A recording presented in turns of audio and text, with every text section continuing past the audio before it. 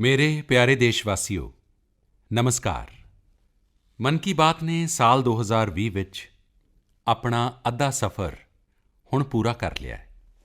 ਇਸ ਦੌਰਾਨ ਅਸੀਂ ਅਨੇਕਾਂ ਵਿਸ਼ਿਆਂ 'ਤੇ ਗੱਲਬਾਤ ਕੀਤੀ। ਸੁਭਾਵਿਕ ਹੈ ਕਿ ਜੋ ਵੈਸ਼ਵਿਕ ਮਹਾਮਾਰੀ ਆਈ, ਮਨੁੱਖੀ ਜਾਤੀ 'ਤੇ ਜੋ ਸੰਕਟ ਆਇਆ, ਉਸ ਉੱਤੇ ਸਾਡੀ ਗੱਲਬਾਤ ਕੁਝ ਜ਼ਿਆਦਾ ਹੀ ਰਹੀ।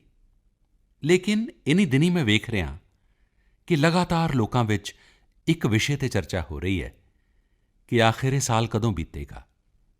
ਕੋਈ ਕਿਸੇ ਨੂੰ ਫ਼ੋਨ ਵੀ ਕਰ ਰਿਹਾ ਹੈ ਤਾਂ ਗੱਲਬਾਤ ਇਸੇ ਵਿਸ਼ੇ ਨਾਲ ਸ਼ੁਰੂ ਹੋ ਰਹੀ ਹੈ ਕਿ ਇਹ ਸਾਲ ਜਲਦੀ ਕਿਉਂ ਨਹੀਂ ਬੀਤ ਰਿਹਾ।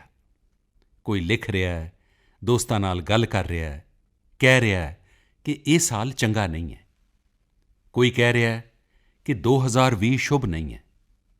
ਬਸ ਲੋਕ ਇਹ ਚਾਹੁੰਦੇ ਨੇ ਕਿ ਕਿਸੇ ਵੀ ਤਰ੍ਹਾਂ ਨਾਲ ਇਹ ਸਾਲ ਜਲਦੀ ਤੋਂ ਜਲਦੀ ਬੀਤ ਜਾਵੇ। ਸਾਥੀਓ, ਕਦੇ-ਕਦੇ ਮੈਂ ਸੋਚਦਾ ਕਿ ਅਜਿਹਾ ਕਿਉਂ ਹੋ ਰਿਹਾ। ਹੋ ਸਕਦਾ ਹੈ ਕਿ ਅਜਿਹੀ ਗੱਲਬਾਤ ਦੇ ਕੁਝ ਕਾਰਨ ਵੀ ਹੋਣ।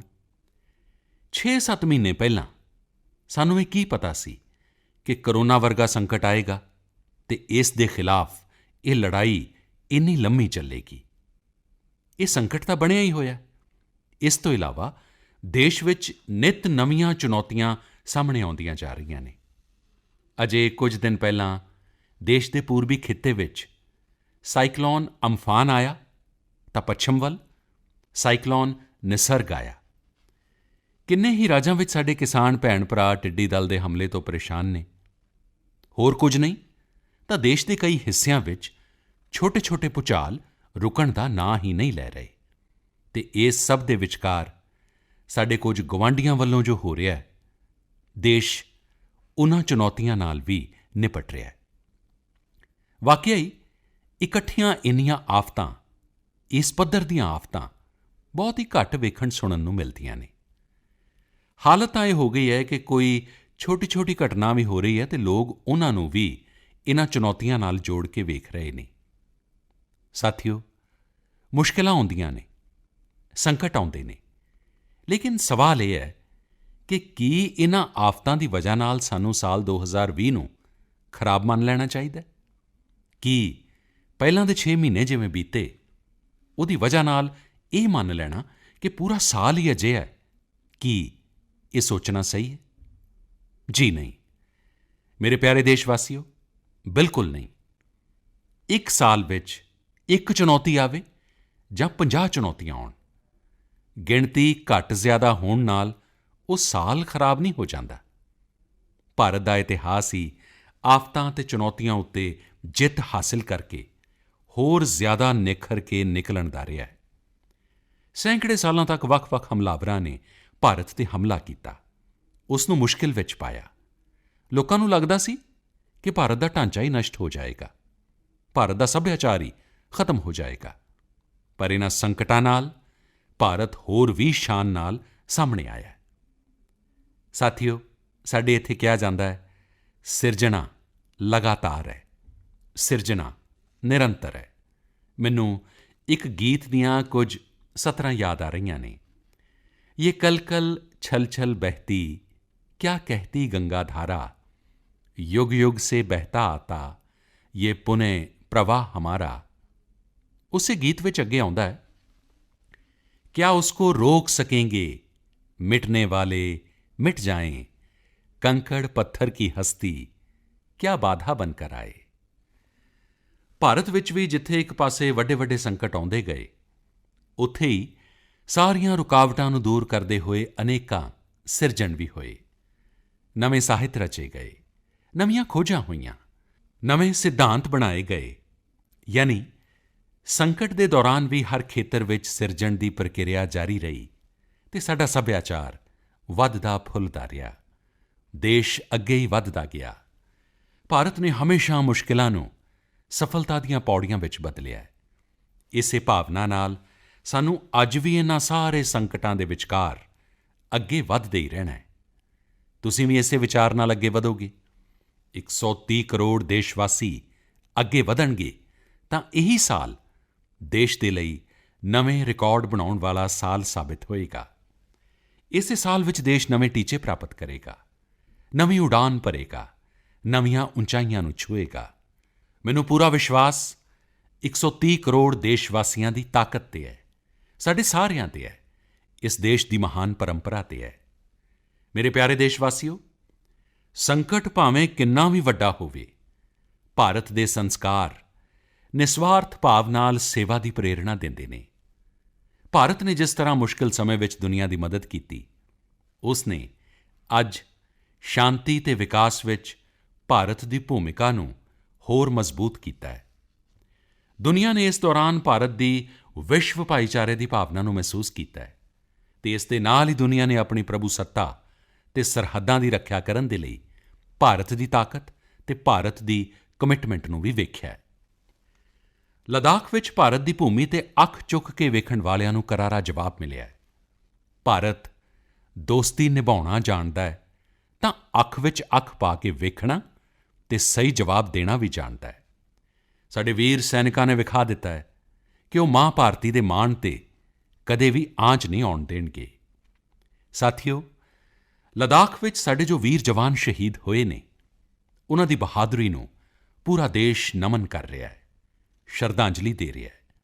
ਪੂਰਾ ਦੇਸ਼ ਉਨ੍ਹਾਂ ਦਾ ਆਭਾਰੀ ਹੈ, ਉਨ੍ਹਾਂ ਦੇ ਸਾਹਮਣੇ ਨਤਮਸਤਕ ਹੈ। ਇਨ੍ਹਾਂ ਸਾਥੀਆਂ ਦੇ ਪਰਿਵਾਰਾਂ ਦੇ ਵਾਂਗ ਹੀ ਹਰ ਭਾਰਤੀ ਇਨ੍ਹਾਂ ਨੂੰ ਗਵਾਉਣ ਦਾ ਦਰਦ ਵੀ ਅਨੁਭਵ ਕਰ ਰਿਹਾ ਹੈ। ਆਪਣੇ ਵੀਰ ਸਪੂਤਾਂ ਦੇ ਬਲੀਦਾਨ 'ਤੇ ਉਨ੍ਹਾਂ ਦੇ ਪਰਿਵਾਰਜਨਾਂ ਵਿੱਚ ਫ਼ਖਰ ਦੀ ਜੋ ਭਾਵਨਾ ਹੈ, ਦੇਸ਼ ਲਈ ਜੋ ਜਜ਼ਬਾ ਹੈ, ਇਹੀ ਤਾਂ ਦੇਸ਼ ਦੀ ਤਾਕਤ ਹੈ। ਤੁਸੀਂ ਵੇਖਿਆ ਹੋਵੇਗਾ ਕਿ ਜਿਨ੍ਹਾਂ ਦੇ ਬੇਟੇ ਸ਼ਹੀਦ ਹੋਏ, ਉਹ ਮਾਤਾ-ਪਿਤਾ ਆਪਣੇ ਦੂਸਰੇ ਬੇਟਿਆਂ ਨੂੰ ਵੀ, ਘਰ ਦੇ ਦੂਸਰੇ ਬੱਚਿਆਂ ਨੂੰ ਵੀ ਫੌਜ ਵਿੱਚ ਭੇਜਣ ਦੀ ਗੱਲ ਕਰ ਰਹੇ ਨੇ। ਬਿਹਾਰ ਵਿੱਚ ਰਹਿਣ ਵਾਲੇ ਸ਼ਹੀਦ ਕੁੰਦਨ ਕੁਮਾਰ ਦੇ ਪਿਤਾ ਜੀ ਦੇ ਸ਼ਬਦ ਤਾਂ ਕੰਨਾਂ ਵਿੱਚ ਗੂੰਜ ਰਹੇ ਨੇ। ਉਹ ਕਹਿ ਰਹੇ ਸਨ ਕਿ ਆਪਣੇ ਪੋਤਿਆਂ ਨੂੰ ਵੀ ਦੇਸ਼ ਦੀ ਰੱਖਿਆ ਦੇ ਲਈ ਫੌਜ ਵਿੱਚ ਭੇਜਾਂਗਾ। ਇਹੀ ਹੌਸਲਾ ਹਰ ਸ਼ਹੀਦ ਦੇ ਪਰਿਵਾਰ ਦਾ ਹੈ। ਅਸਲ ਵਿੱਚ ਇਨ੍ਹਾਂ ਪਰਿਵਾਰਾਂ ਦਾ ਤਿਆਗ ਪੂਜਨੀਕ ਹੈ। ਭਾਰਤ ਮਾਤਾ ਦੀ ਰੱਖਿਆ ਦੇ ਜਿਸ ਸੰਕਲਪ ਨਾਲ ਸਾਡੇ ਜਵਾਨਾਂ ਨੇ ਬਲੀਦਾਨ ਦਿੱਤਾ ਹੈ, ਉਸੇ ਸੰਕਲਪ ਨੂੰ ਸਾਨੂੰ ਵੀ ਜੀਵਨ ਦਾ ਟੀਚਾ ਬਣਾਉਣਾ ਹੈ। ਹਰ ਦੇਸ਼ ਵਾਸੀ ਨੇ ਬਣਾਉਣਾ ਹੈ।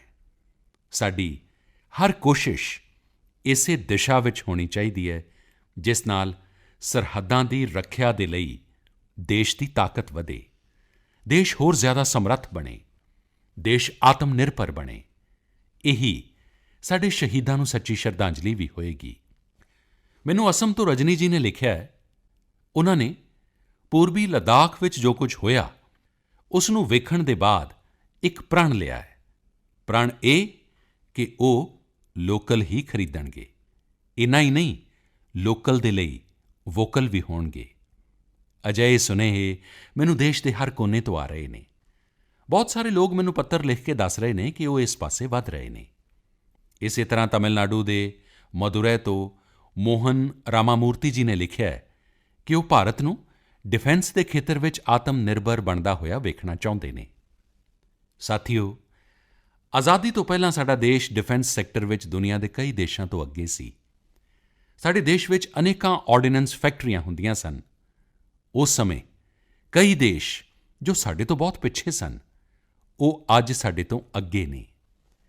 ਆਜ਼ਾਦੀ ਦੇ ਬਾਅਦ ਡਿਫੈਂਸ ਸੈਕਟਰ ਵਿੱਚ ਸਾਨੂੰ ਜੋ ਕੋਸ਼ਿਸ਼ਾਂ ਕਰਨੀਆਂ ਚਾਹੀਦੀਆਂ ਸਨ, ਸਾਨੂੰ ਆਪਣੇ ਪੁਰਾਣੇ ਅਨੁਭਵਾਂ ਦਾ ਜੋ ਲਾਭ ਉਠਾਉਣਾ ਚਾਹੀਦਾ ਸੀ, ਅਸੀਂ ਉਸ ਦਾ ਲਾਭ ਨਹੀਂ ਉਠਾ ਸਕੇ। ਲੇਕਿਨ ਅੱਜ ਡਿਫੈਂਸ ਸੈਕਟਰ ਵਿੱਚ ਟੈਕਨੋਲੋਜੀ ਦੇ ਖੇਤਰ ਵਿੱਚ ਭਾਰਤ ਅੱਗੇ ਵਧਣ ਦੀ ਲਗਾਤਾਰ ਕੋਸ਼ਿਸ਼ ਕਰ ਰਿਹਾ ਹੈ। ਭਾਰਤ ਆਤਮ ਨਿਰਭਰਤਾ ਵੱਲ ਕਦਮ ਵਧਾ ਰਿਹਾ ਹੈ। ਸਾਥੀਓ, ਕੋਈ ਵੀ ਮਿਸ਼ਨ ਪੀਪਲ ਪਾਰਟਿਸਿਪੇਸ਼ਨ, ਜਨ ਭਾਗੀਦਾਰੀ ਤੋਂ ਬਿਨਾਂ ਪੂਰਾ ਨਹੀਂ ਹੋ ਸਕਦਾ, ਸਫਲ ਨਹੀਂ ਹੋ ਸਕਦਾ। ਇਸ ਲਈ ਆਤਮ ਨਿਰਭਰ ਭਾਰਤ ਦੀ ਦਿਸ਼ਾ ਵਿੱਚ ਇੱਕ ਨਾਗਰਿਕ ਦੇ ਤੌਰ 'ਤੇ ਸਾਡਾ ਸਾਰਿਆਂ ਦਾ ਸੰਕਲਪ, ਸਮਰਪਣ ਅਤੇ ਸਹਿਯੋਗ ਬਹੁਤ ਜ਼ਰੂਰੀ ਹੈ, ਅਤੀ ਜ਼ਰੂਰੀ ਹੈ। ਤੁਸੀਂ ਲੋਕਲ ਖਰੀਦੋਗੇ, ਲੋਕਲ ਦੇ ਲਈ ਵੋਕਲ ਹੋਵੋਗੇ ਤਾਂ ਸਮਝੋ ਤੁਸੀਂ ਦੇਸ਼ ਨੂੰ ਮਜ਼ਬੂਤ ਕਰਨ ਵਿੱਚ ਆਪਣੀ ਭੂਮਿਕਾ ਨਿਭਾ ਰਹੇ ਹੋ। ਇਹ ਵੀ ਇੱਕ ਤਰ੍ਹਾਂ ਨਾਲ ਦੇਸ਼ ਦੀ ਸੇਵਾ ਹੀ ਹੈ। ਤੁਸੀਂ ਕਿਸੇ ਵੀ ਪ੍ਰੋਫੈਸ਼ਨ ਵਿੱਚ ਹੋਵੋ, ਹਰ ਇੱਕ ਜਗ੍ਹਾ ਦੇਸ਼ ਸੇਵਾ ਦਾ ਬਹੁਤ ਸਕੋਪ ਹੁੰਦਾ ਹੀ ਹੈ। ਦੇਸ਼ ਦੀ ਜ਼ਰੂਰਤ ਨੂੰ ਸਮਝਦਿਆਂ ਹੋਇਆਂ ਜੋ ਵੀ ਕੰਮ ਕਰਦੇ ਹੋ, ਉਹ ਦੇਸ਼ ਦੀ ਸੇਵਾ ਹੀ ਹੁੰਦੀ ਹੈ। ਤੁਹਾਡੀ ਇਹ ਸੇਵਾ ਦੇਸ਼ ਨੂੰ ਕਿਤੇ ਨਾ ਕਿਤੇ ਮਜ਼ਬੂਤ ਵੀ ਕਰਦੀ ਹੈ ਅਤੇ ਅਸੀਂ ਇਹ ਵੀ ਯਾਦ ਰੱਖਣਾ ਹੈ, ਸਾਡਾ ਦੇਸ਼ ਜਿੰਨਾ ਮਜ਼ਬੂਤ ਹੋਏਗਾ, ਦੁਨੀਆ ਵਿੱਚ ਸ਼ਾਂਤੀ ਦੀਆਂ ਸੰਭਾਵਨਾਵਾਂ ਵੀ ਓਨੀਆਂ ਹੀ ਮਜ਼ਬੂਤ ਹੋਣਗੀਆਂ। ਸਾਡੇ ਇੱਥੇ ਕਿਹਾ ਜਾਂਦਾ ਹੈ, ਵਿਦਿਆ ਵਿਵਾਦਾਏ ਧਨਮ ਮਦਾਏ ਸ਼ਕਤਿਮ ਪਰੇਖਾਂ ਪਰਿਪੀਡਨਾਏ ਖਲस्य ਸਾਧੋ ਵਿਪਰੀਤਮ ਏਤਤ ਗਿਆਨਾਏ ਦਾਨਾਏ ਚ ਰਕਸ਼ਣਾਏ। ਅਰਥਾਤ ਜੇਕਰ ਸੁਭਾਅ ਤੋਂ ਦੁਸ਼ਟ ਹੈ ਤਾਂ ਵਿੱਦਿਆ ਦੀ ਵਰਤੋਂ ਵਿਅਕਤੀ ਵਿਵਾਦ ਵਿੱਚ, ਧਨ ਦੀ ਵਰਤੋਂ ਘਮੰਡ ਵਿੱਚ ਅਤੇ ਤਾਕਤ ਦੀ ਵਰਤੋਂ ਦੂਸਰਿਆਂ ਨੂੰ ਤਕਲੀਫ ਦੇਣ ਵਿੱਚ ਕਰਦਾ ਹੈ। ਲੇਕਿਨ ਸੱਜਣ ਦੀ ਵਿੱਦਿਆ ਗਿਆਨ ਲਈ, ਧਨ ਮਦਦ ਦੇ ਲਈ ਅਤੇ ਤਾਕਤ ਰੱਖਿਆ ਦੇ ਲਈ ਇਸਤੇਮਾਲ ਹੁੰਦੀ ਹੈ। ਭਾਰਤ ਨੇ ਆਪਣੀ ਤਾਕਤ ਹਮੇਸ਼ਾ ਇਸੇ ਭਾਵਨਾ ਨਾਲ ਇਸਤੇਮਾਲ ਕੀਤੀ ਹੈ। ਭਾਰਤ ਦਾ ਸੰਕਲਪ ਹੈ ਭਾਰਤ ਦੇ ਸਵੈਮਾਨ ਅਤੇ ਪ੍ਰਭੂਸੱਤਾ ਦੀ ਰੱਖਿਆ। ਭਾਰਤ ਦਾ ਟੀਚਾ ਹੈ ਆਤਮ ਨਿਰਭਰ ਭਾਰਤ। ਭਾਰਤ ਦੀ ਪਰੰਪਰਾ ਹੈ ਭਰੋਸਾ, ਦੋਸਤੀ। ਭਾਰਤ ਦਾ ਭਾਵ ਹੈ ਭਾਈਚਾਰਾ। ਅਸੀਂ ਇਨ੍ਹਾਂ ਆਦਰਸ਼ਾਂ ਦੇ ਨਾਲ ਅੱਗੇ ਵਧਦੇ ਰਹਾਂਗੇ। ਮੇਰੇ ਪਿਆਰੇ ਦੇਸ਼ਵਾਸੀਓ, ਕੋਰੋਨਾ ਦੇ ਸੰਕਟ ਕਾਲ ਵਿੱਚ ਦੇਸ਼ ਲਾਕਡਾਊਨ ਤੋਂ ਬਾਹਰ ਨਿਕਲ ਆਇਆ ਹੈ। ਹੁਣ ਅਸੀਂ ਅਨਲੌਕ ਦੇ ਦੌਰ ਵਿੱਚ ਹਾਂ। ਅਨਲੌਕ ਦੇ ਸਮੇਂ ਵਿੱਚ ਦੋ ਗੱਲਾਂ 'ਤੇ ਬਹੁਤ ਫੋਕਸ ਕਰਨਾ ਹੈ, ਕੋਰੋਨਾ ਨੂੰ ਹਰਾਉਣਾ ਅਤੇ ਅਰਥ ਵਿਵਸਥਾ ਨੂੰ ਮਜ਼ਬੂਤ ਕਰਨਾ, ਉਸ ਨੂੰ ਤਾਕਤ ਦੇਣਾ। ਸਾਥੀਓ, ਲਾਕਡਾਊਨ ਤੋਂ ਜ਼ਿਆਦਾ ਸਾਵਧਾਨੀ ਅਸੀਂ ਅਨਲੌਕ ਦੇ ਦੌਰਾਨ ਰੱਖਣੀ ਹੈ। ਤੁਹਾਡੀ ਸਾਵਧਾਨੀ ਹੀ ਤੁਹਾਨੂੰ ਕੋਰੋਨਾ ਤੋਂ ਬਚਾਏਗੀ। ਇਸ ਗੱਲ ਨੂੰ ਹਮੇਸ਼ਾ ਯਾਦ ਰੱਖੋ ਕਿ ਜੇਕਰ ਤੁਸੀਂ ਮਾਸਕ ਨਹੀਂ ਪਹਿਨਦੇ ਹੋ, 2 ਗਜ ਦੀ ਦੂਰੀ ਦਾ ਪਾਲਣ ਨਹੀਂ ਕਰਦੇ ਹੋ ਜਾਂ ਫਿਰ ਦੂਸਰੀਆਂ ਸਾਵਧਾਨੀਆਂ ਨਹੀਂ ਵਰਤਦੇ ਹੋ ਤਾਂ ਤੁਸੀਂ ਆਪਣੇ ਨਾਲ ਦੂਸਰਿਆਂ ਨੂੰ ਵੀ ਖਤਰੇ ਵਿੱਚ ਪਾ ਰਹੇ ਹੋ, ਖਾਸ ਤੌਰ 'ਤੇ ਘਰ ਦੇ ਬੱਚਿਆਂ ਅਤੇ ਬਜ਼ੁਰਗਾਂ ਨੂੰ।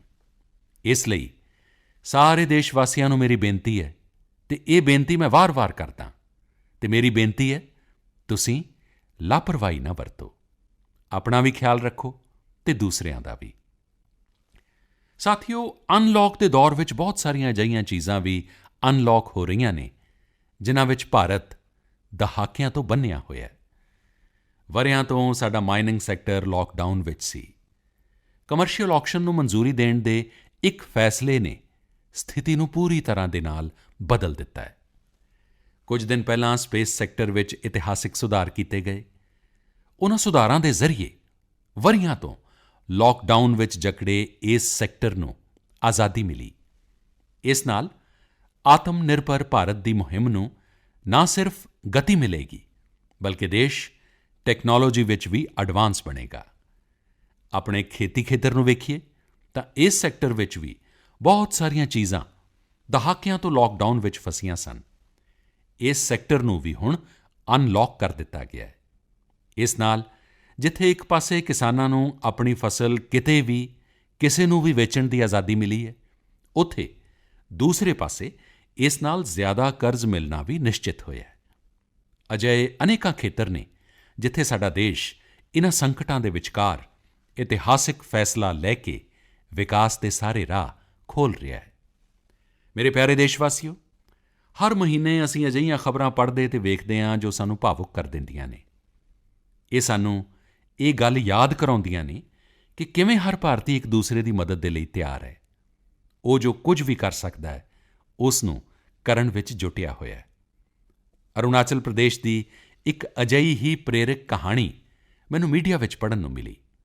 ਇੱਥੇ ਸਿਆਂਗ ਜ਼ਿਲ੍ਹੇ ਵਿੱਚ ਮਿਰੇਮ ਪਿੰਡ ਨੇ ਉਹ ਅਨੋਖਾ ਕੰਮ ਕਰ ਵਿਖਾਇਆ ਜੋ ਸਮੁੱਚੇ ਭਾਰਤ ਲਈ ਇੱਕ ਮਿਸਾਲ ਬਣ ਗਿਆ ਹੈ। ਇਸ ਪਿੰਡ ਦੇ ਕਈ ਲੋਕ ਬਾਹਰ ਰਹਿ ਕੇ ਨੌਕਰੀ ਕਰਦੇ ਨੇ। ਪਿੰਡ ਵਾਲਿਆਂ ਨੇ ਵੇਖਿਆ ਕਿ ਕੋਰੋਨਾ ਮਹਾਮਾਰੀ ਦੇ ਸਮੇਂ ਇਹ ਸਾਰੇ ਆਪਣੇ ਪਿੰਡਾਂ ਨੂੰ ਵਾਪਸ ਆ ਰਹੇ ਨੇ। ਅਜਿਹੇ ਸਮੇਂ ਵਿੱਚ ਪਿੰਡ ਵਾਲਿਆਂ ਨੇ ਪਹਿਲਾਂ ਤੋਂ ਹੀ ਪਿੰਡ ਦੇ ਬਾਹਰ ਕੁਆਰੰਟਾਈਨ ਦਾ ਇੰਤਜ਼ਾਮ ਕਰਨ ਦਾ ਫੈਸਲਾ ਕੀਤਾ। ਉਨ੍ਹਾਂ ਨੇ ਆਪਸ ਵਿੱਚ ਮਿਲ ਕੇ ਪਿੰਡ ਤੋਂ ਕੁਝ ਹੀ ਦੂਰੀ 'ਤੇ 14 ਅਸਥਾਈ ਝੌਂਪੜੀਆਂ ਬਣਾ ਦਿੱਤੀਆਂ ਅਤੇ ਇਹ ਤੈਅ ਕੀਤਾ ਕਿ ਜਦੋਂ ਪਿੰਡ ਵਾਲੇ ਵਾਪਸ ਆਉਣਗੇ ਤਾਂ ਉਨ੍ਹਾਂ ਨੂੰ ਇਨ੍ਹਾਂ ਝੌਂਪੜੀਆਂ ਵਿੱਚ ਕੁਝ ਦਿਨ ਕੁਆਰੰਟਾਈਨ ਵਿੱਚ ਰੱਖਿਆ ਜਾਏਗਾ। ਉਨ੍ਹਾਂ ਝੌਂਪੜੀਆਂ ਵਿੱਚ ਸ਼ੌਚਾਲਿਆ, ਬਿਜਲੀ, ਪਾਣੀ ਸਮੇਤ ਰੋਜ਼ਾਨਾ ਜ਼ਰੂਰਤ ਦੀ ਹਰ ਤਰ੍ਹਾਂ ਦੀ ਸਹੂਲਤ ਮੁਹੱਈਆ ਕਰਵਾਈ ਗਈ। ਜ਼ਾਹਿਰ ਹੈ ਮਿਰੇਮ ਪਿੰਡ ਦੇ ਲੋਕਾਂ ਦੀ ਇਸ ਸਮੂਹਿਕ ਕੋਸ਼ਿਸ਼ ਤੇ ਜਾਗਰੂਕਤਾ ਨੇ ਸਾਰਿਆਂ ਦਾ ਧਿਆਨ ਆਪਣੇ ਵੱਲ ਖਿੱਚਿਆ।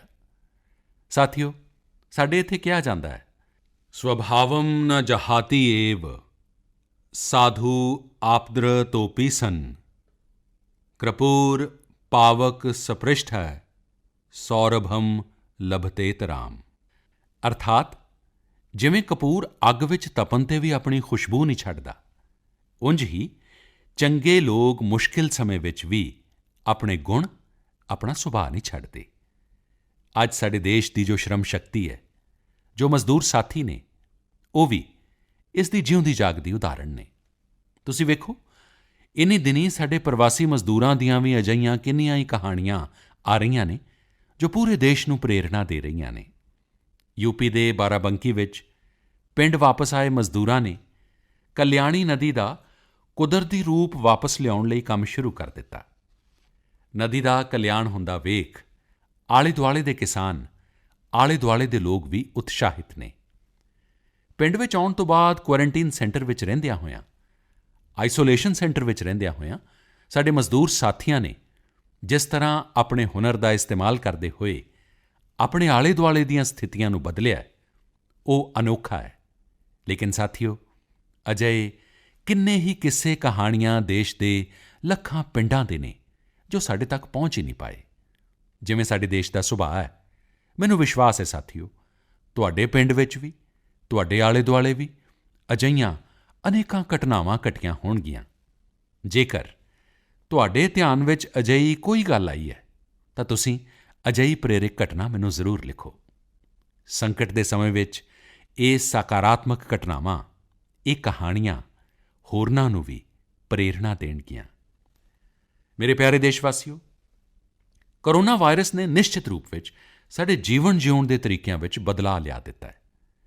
ਮੈਂ ਲੰਡਨ ਤੋਂ ਪ੍ਰਕਾਸ਼ਿਤ ਫਾਈਨੈਂਸ਼ੀਅਲ ਟਾਈਮਜ਼ ਵਿੱਚ ਇੱਕ ਬਹੁਤ ਹੀ ਦਿਲਚਸਪ ਲੇਖ ਪੜ੍ਹ ਰਿਹਾ ਸੀ। ਉਸ ਵਿੱਚ ਲਿਖਿਆ ਸੀ ਕਿ ਕੋਰੋਨਾ ਕਾਲ ਦੇ ਦੌਰਾਨ ਅਦਰਕ, ਹਲਦੀ ਸਮੇਤ ਦੂਸਰੇ ਮਸਾਲਿਆਂ ਦੀ ਮੰਗ ਏਸ਼ੀਆ ਤੋਂ ਇਲਾਵਾ ਅਮਰੀਕਾ ਤੱਕ ਵੀ ਵਧ ਗਈ ਹੈ। ਪੂਰੀ ਦੁਨੀਆ ਦਾ ਧਿਆਨ ਇਸ ਵੇਲੇ ਆਪਣੀ ਇਮਿਊਨਿਟੀ ਵਧਾਉਣ 'ਤੇ ਹੈ ਅਤੇ ਇਮਿਊਨਿਟੀ ਵਧਾਉਣ ਵਾਲੀਆਂ ਇਨ੍ਹਾਂ ਚੀਜ਼ਾਂ ਦਾ ਸੰਬੰਧ ਸਾਡੇ ਦੇਸ਼ ਨਾਲ ਹੈ। ਸਾਨੂੰ ਇਨ੍ਹਾਂ ਦੀ ਖਾਸੀਅਤ ਵਿਸ਼ਵ ਦੇ ਲੋਕਾਂ ਨੂੰ ਅਜਿਹੀ ਸਹਿਜ ਅਤੇ ਸਰਲ ਭਾਸ਼ਾ ਵਿੱਚ ਦੱਸਣੀ ਚਾਹੀਦੀ ਹੈ ਜਿਸ ਨਾਲ ਉਹ ਆਸਾਨੀ ਨਾਲ ਸਮਝ ਸਕਣ ਅਤੇ ਅਸੀਂ ਇੱਕ ਹੈਲਥੀਅਰ ਪਲੈਨੇਟ ਬਣਾਉਣ ਵਿੱਚ ਆਪਣਾ ਯੋਗਦਾਨ ਦੇ ਸਕੀਏ। ਮੇਰੇ ਪਿਆਰੇ ਦੇਸ਼ਵਾਸੀਓ, ਕੋਰੋਨਾ ਵਰਗਾ ਸੰਕਟ ਨਾ ਆਇਆ ਹੁੰਦਾ ਤਾਂ ਸ਼ਾਇਦ ਜੀਵਨ ਕੀ ਹੈ, ਜੀਵਨ ਕਿਉਂ ਹੈ, ਜੀਵਨ ਕਿਹੋ ਜਿਹਾ ਹੈ, ਸਾਨੂੰ ਸ਼ਾਇਦ ਇਹ ਯਾਦ ਹੀ ਨਹੀਂ ਆਉਂਦਾ। ਕਈ ਲੋਕ ਇਸੇ ਵਜ੍ਹਾ ਨਾਲ ਮਾਨਸਿਕ ਤਣਾਅ ਵਿੱਚ ਜਿਉਂਦੇ ਰਹੇ ਨੇ ਤਾਂ ਦੂਸਰੇ ਪਾਸੇ ਲੋਕਾਂ ਨੇ ਮੈਨੂੰ ਇਹ ਵੀ ਸ਼ੇਅਰ ਕੀਤਾ ਹੈ ਕਿ ਕਿਵੇਂ ਲਾਕਡਾਊਨ ਦੇ ਦੌਰਾਨ ਖੁਸ਼ੀਆਂ ਦੇ ਛੋਟੇ-ਛੋਟੇ ਪੱਖ ਵੀ ਉਨ੍ਹਾਂ ਨੇ ਜੀਵਨ ਵਿੱਚ ਰੀਡਿਸਕਵਰ ਕੀਤੇ ਨੇ।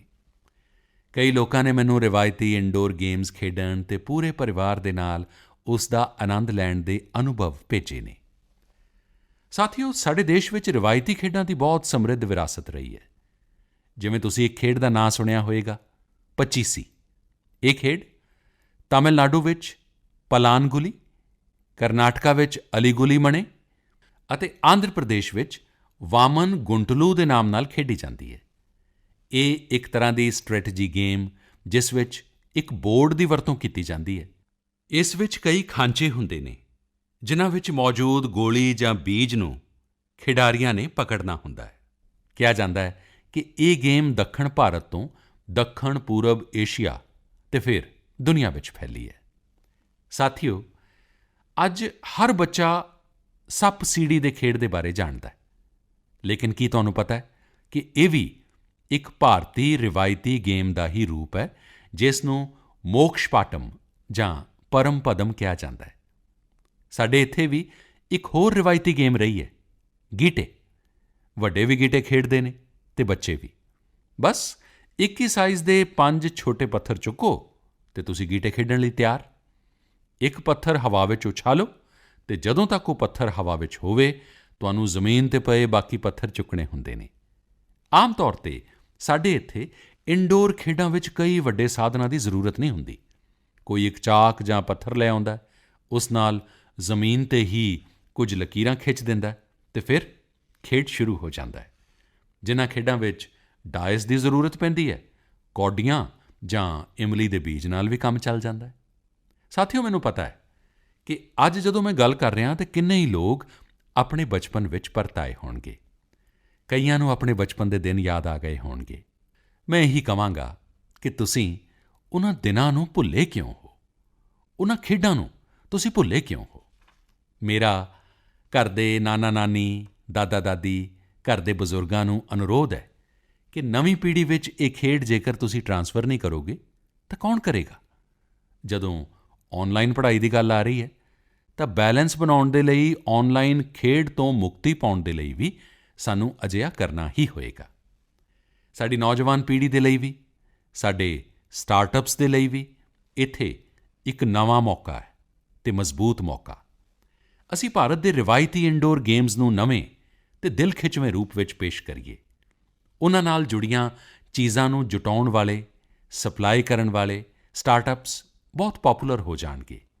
ਅਸੀਂ ਇਹ ਵੀ ਤਾਂ ਯਾਦ ਰੱਖਣਾ ਹੈ ਕਿ ਸਾਡੇ ਭਾਰਤੀ ਖੇਡ ਵੀ ਤਾਂ ਲੋਕਲ ਨੇ ਅਤੇ ਅਸੀਂ ਲੋਕਲ ਦੇ ਲਈ ਵੋਕਲ ਹੋਣ ਦਾ ਪ੍ਰਣ ਪਹਿਲਾਂ ਹੀ ਲੈ ਚੁੱਕੇ ਹਾਂ। ਅਤੇ ਮੇਰੇ ਬਚਪਨ ਦੇ ਦੋਸਤਾਂ, ਹਰ ਘਰ ਦੇ ਬੱਚਿਆਂ ਨੂੰ, ਮੇਰੇ ਨੰਨ੍ਹੇ ਸਾਥੀਆਂ ਨੂੰ ਵੀ ਅੱਜ ਮੈਂ ਇੱਕ ਖਾਸ ਅਨੁਰੋਧ ਕਰਦਾ। ਬੱਚਿਓ, ਤੁਸੀਂ ਮੇਰਾ ਅਨੁਰੋਧ ਮੰਨੋਗੇ ਨਾ? ਦੇਖੋ, ਮੇਰਾ ਅਨੁਰੋਧ ਹੈ ਕਿ ਮੈਂ ਜੋ ਕਹਿੰਦਾ ਤੁਸੀਂ ਜ਼ਰੂਰ ਕਰੋ। ਇੱਕ ਕੰਮ ਕਰੋ, ਜਦੋਂ ਥੋੜ੍ਹਾ ਸਮਾਂ ਮਿਲੇ ਤਾਂ ਮਾਤਾ-ਪਿਤਾ ਨੂੰ ਪੁੱਛ ਕੇ ਮੋਬਾਈਲ ਚੁੱਕੋ ਅਤੇ ਆਪਣੇ ਦਾਦਾ-ਦਾਦੀ, ਨਾਨਾ-ਨਾਨੀ ਜਾਂ ਘਰ ਵਿੱਚ ਜੋ ਵੀ ਬਜ਼ੁਰਗ ਹੋਣ, ਉਨ੍ਹਾਂ ਦਾ ਇੰਟਰਵਿਊ ਰਿਕਾਰਡ ਕਰੋ। ਆਪਣੇ ਮੋਬਾਈਲ ਫੋਨ ਵਿੱਚ ਰਿਕਾਰਡ ਕਰੋ। ਜਿਵੇਂ ਤੁਸੀਂ ਟੀਵੀ 'ਤੇ ਵੇਖਿਆ ਹੋਵੇਗਾ ਨਾ, ਜਿਵੇਂ ਪੱਤਰਕਾਰ ਇੰਟਰਵਿਊ ਕਰਦੇ ਨੇ, ਬਸ ਉਸੇ ਤਰ੍ਹਾਂ ਹੀ ਇੰਟਰਵਿਊ ਤੁਸੀਂ ਕਰੋ। ਅਤੇ ਤੁਸੀਂ ਉਨ੍ਹਾਂ ਨੂੰ ਸਵਾਲ ਕੀ ਕਰੋਗੇ? ਮੈਂ ਤੁਹਾਨੂੰ ਸੁਝਾਅ ਦਿੰਦਾ। ਤੁਸੀਂ ਉਨ੍ਹਾਂ ਨੂੰ ਜ਼ਰੂਰ ਪੁੱਛੋ ਕਿ ਬਚਪਨ ਵਿੱਚ ਉਨ੍ਹਾਂ ਦਾ ਰਹਿਣ-ਸਹਿਣ ਕਿਵੇਂ ਦਾ ਸੀ? ਉਹ ਕਿਹੜੇ ਖੇਡ ਖੇਡਦੇ ਸਨ? ਕਦੇ ਨਾਟਕ ਵੇਖਣ ਜਾਂਦੇ ਸਨ? ਸਿਨੇਮਾ ਵੇਖਣ ਜਾਂਦੇ ਸਨ? ਕਦੇ ਛੁੱਟੀਆਂ ਵਿੱਚ ਨਾਨਕੇ ਜਾਂਦੇ ਸਨ? ਕਦੇ ਖੇਤਾਂ-ਪੈਲੀਆਂ ਵਿੱਚ ਜਾਂਦੇ ਸਨ? ਤਿਉਹਾਰ ਕਿਵੇਂ ਮਨਾਉਂਦੇ ਸਨ?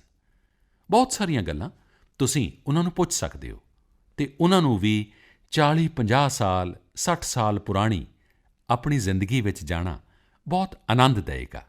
ਅਤੇ ਤੁਹਾਡੇ ਲਈ 40-50 ਸਾਲ ਪਹਿਲਾਂ ਹਿੰਦੁਸਤਾਨ ਕਿਵੇਂ ਸੀ? ਤੁਸੀਂ ਜਿੱਥੇ ਰਹਿੰਦੇ ਹੋ ਉਹ ਇਲਾਕਾ ਕਿਵੇਂ ਦਾ ਸੀ? ਆਲਾ-ਦੁਆਲਾ ਕਿਵੇਂ ਸੀ? ਲੋਕਾਂ ਦੇ ਤੌਰ ਤਰੀਕੇ ਕੀ ਸਨ?